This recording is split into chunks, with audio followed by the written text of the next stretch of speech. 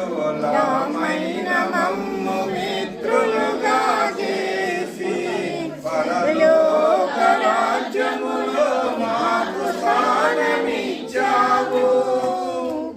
శత్రువులమైన మమ్ము మిత్రులుగా చేసి పరలోక రాజ్యములో మాకు స్థానమిచ్చావు.